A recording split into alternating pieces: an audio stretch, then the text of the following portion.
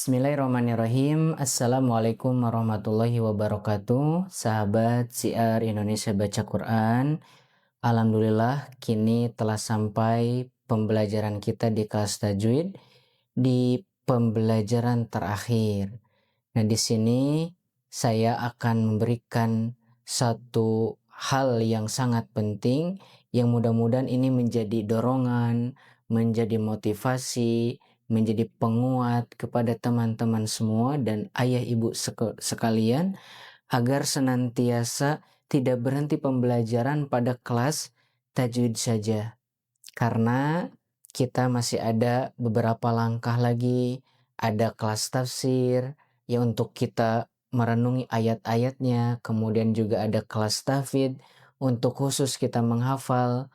Karena saya pernah sampaikan bahwa Al-Quran itu di antara haknya ada 5.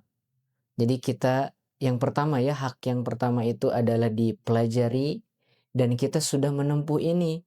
Waktu kita dalam kelas Iqra pun ini sudah dipelajari. Kemudian dibaca dan alhamdulillah kita sekarang sudah bisa membacanya. Dan kemudian yang ketiga adalah merenungi ayat-ayatnya untuk kita amalkan dalam kehidupan. Nah, bagian yang ini, nah tentu perlu ada pemahaman secara ilmunya, yakni dengan ilmu tafsir. Makanya silahkan kalau misalkan ingin memahami Al-Quran dengan tafsirnya, bisa melanjutkan pembelajaran ke kelas tafsir. Kemudian yang keempat dihafal. Nah, kalau untuk khusus menghafal, bisa juga di kelas menghafal. Namun, apakah boleh tidak kalau misalkan saya atau kita belajar barengan? Di kelas tafsir iya, di kelas tahfidz iya. Maka syiarku memperkenankan itu. Hanya saja harus sudah beres dulu tajwidnya. Jadi kalau sudah beres tajwid boleh ikut di kelas tafsir dan boleh juga sembari berbarengan ikut kelas menghafal. Diperbolehkan. Lalu yang kelima nanti didakwahkan. Jadi harapannya setelah mengikuti semua kelas di syiarku, dimulai dari kelas Iqra, kemudian kelas tajwid, kemudian beranjak lagi ke kelas tafsir, kemudian beranjak lagi ke kelas tahfidz, maka setelah semua itu dilalui dan ditempuh, maka ada satu hal tugas bagi teman-teman semua untuk mendakwahkannya, untuk membumikannya. Bukankah kita juga pernah bahas di kelas Iqra di pertemuan akhir bahwa khairukum man ta'allamal Qur'ana wa 'allama, bahwa sebaik-baik di antara kalian ini kata Nabi, bukan kata saya.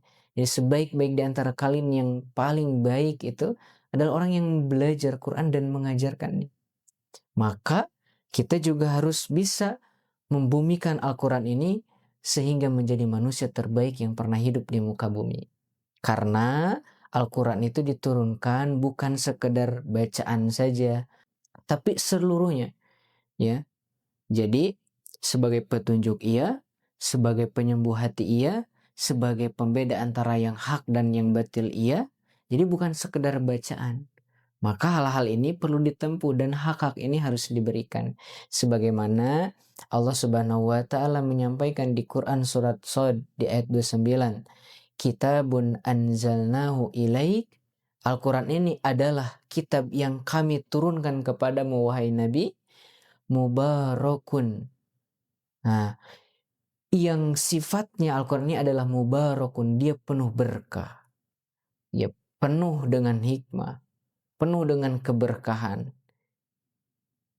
Liyadabbaru ayatihi, agar supaya mereka itu menghayati ayat-ayatnya, mentadaburi ayat-ayatnya, waliyatadzakkaru, dan dia pun Al-Quran itu juga diingat-ingat, ditadakur, didikirkan setiap hari.